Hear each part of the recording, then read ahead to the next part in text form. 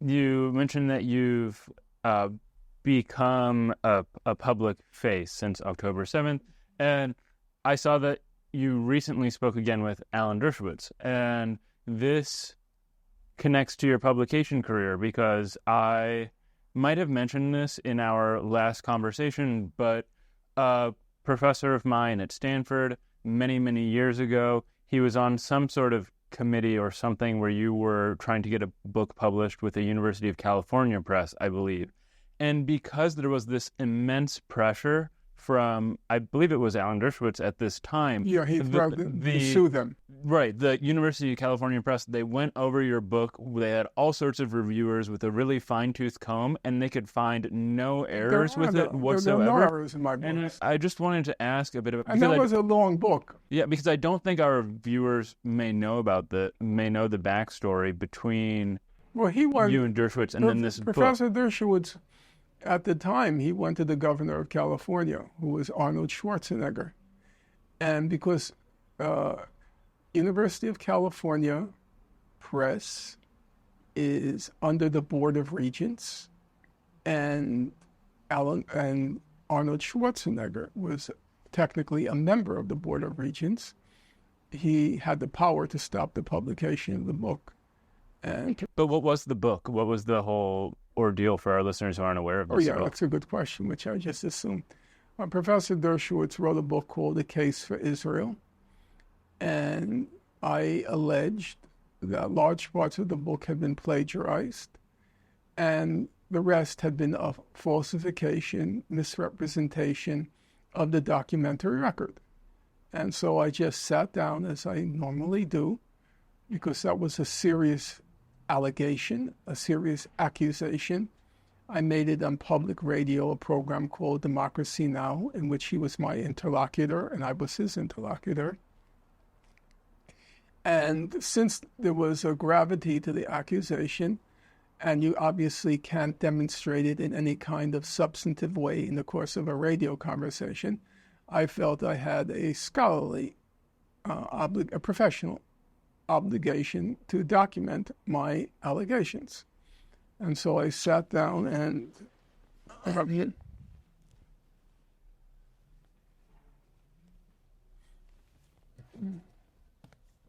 I wrote a quite substantial volume called Beyond Chutzpah on the misuse of anti-Semitism and the abuse of history.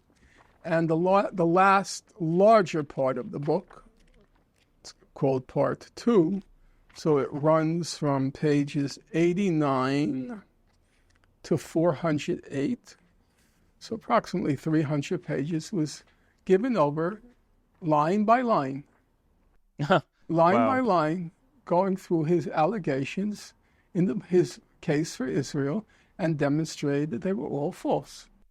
They were either fabrications, misrepresentations, depending on the particular statement he made. And then on the issue of the plagiarism, there was an interesting follow-up. There was a fellow named Frank Menetrez, and he had heard about my allegations, and he was curious. He's not a radical person at all. He's right now a state judge in California. You can Google him, Frank, Menetrez. He's a state judge, not at all radical, but serious scholar. He was the editor. He has his PhD and his JD from UCLA, and he was the editor of the Law Journal. Serious guy. He was curious who was telling the truth. He has a very simple title, Dershowitz versus Finkelstein, Who's Right and Who's Wrong? And he went through all the evidence on the plagiarism. And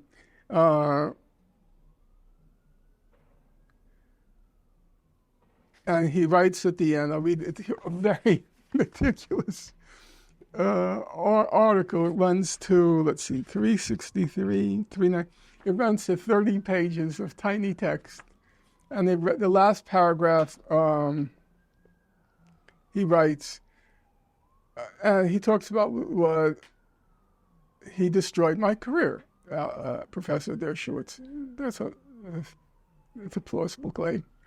And he writes, Now that Dershowitz's misrepresentations have been exposed, Harvard cannot permit them to go uncorrected. For your audience, he was the senior-most professor at Harvard Law School, Alan Dershowitz. If someone were revealed to falsely claiming to be a Harvard professor, perhaps making speeches or writing letters of recommendation in Harvard's name, Harvard would never stand for it. The university would issue an official statement setting the record straight. Dershowitz's deceptions are no less serious. He has sought to sabotage Finkelstein's tenure case on the basis of an official exoneration by Harvard.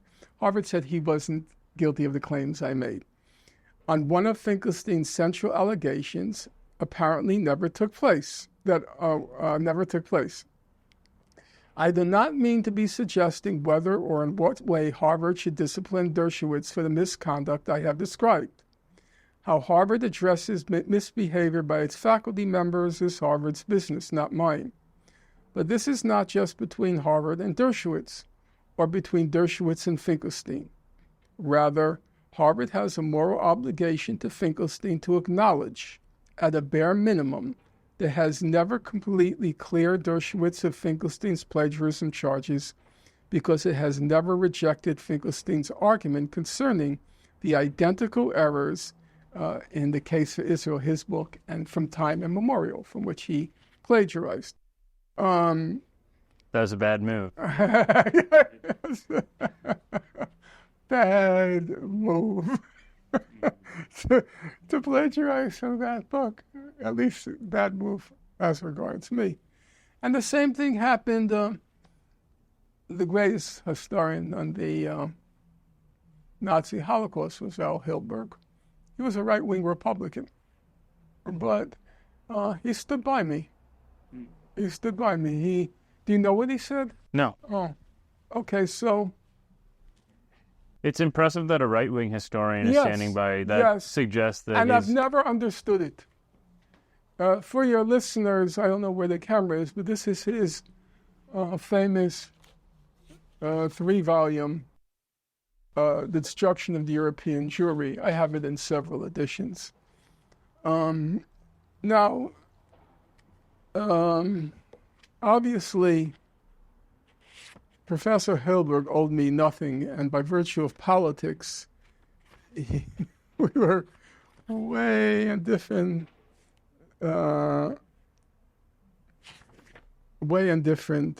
sides of the spectrum. So far apart that we probably could have met. But here's what he said when he was asked about my tenure case. Let me say at the outset, I would not unasked offer advice to the university in which he now serves.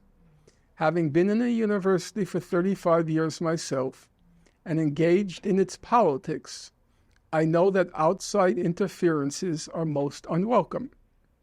I will say, however, that I am impressed by the analytical abilities of Finkelstein. He is, when all is said and done, a highly trained political scientist who was given a PhD degree by a highly prestigious university. That should not be overlooked. Granted, this, by itself, may not establish him as a scholar. However, leaving the question of style, the fire thrower, leaving the question of style, and here I agree, that's not my style either. Leaving that aside, the substance of the matter is most important here, particularly because Finkelstein, when he published this book, The Holocaust Industry, which I was attacked for by the DePaul University administration during my tenure about it, the substance of the matter is most important here, particularly because Finkelstein, when he published his book, was alone. It takes an enormous amount of academic courage to speak the truth when no one else is out there to support him. And so I think that given this acuity of vision and analytical power, demonstrating that the Swiss banks, there was a whole question of whether the Swiss banks had robbed Holocaust survivors of their money, whether the Swiss banks did not owe the money, that even though survivors were beneficiaries of the funds that were distributed, they came, when all is said and done, from places that were not obligated to pay that money. The Swiss banks were forced to pay money, which they never stole. It was clear from that record. I went through it. That takes a great amount of courage in and of itself. So I would say that his place in the whole history of writing history is assured, and that those who in the end are proven right triumph, and he will be among those who will have triumphed, albeit it so seems at great cost. So I have my supporters also from unlikely places, very unlikely places. Yeah, it's pretty amazing that somebody who, I mean, I don't know his work, but somebody that is so far from you on this spectrum. And he was a Nazi Holocaust survivor. He left Austria in 1938. He fled. He was a child. His parents fled. And he was a right-wing Republican. But facts are facts. Truth is truth. You may not like Karl Marx's style, but Capital is a triumph of German science. It's an extraordinary work. Just though to finish that story, and then we will wrap up. So your tenure battle was really compromised by politics. But what happened then with this book and the University of California Press and Dershowitz and Arnold Schwarzenegger? I would say it was a complicated process and not worth going into the details.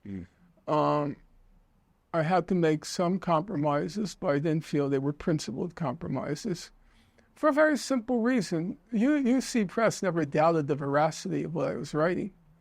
UC Press is a university press. They have no money. You know? They said to me, I'm quoting them now, her name was Whitley. I forgot her first name, the director of the press. She said to me, if Professor Dershowitz sues you in New York, she said, we don't even have the money to fly out the staff to testify. He would bankrupt. And he said that. He said to the Boston Globe, quote, if UC Press publishes that book, I will own UC Press. And he sent a letter to UC Press saying, the issue of the plagiarism is in an appendix to the book. I'm quoting it now word for word. You go to UC Press, if you don't remove the appendix now, it will be a very painful operation later. Like a mafia.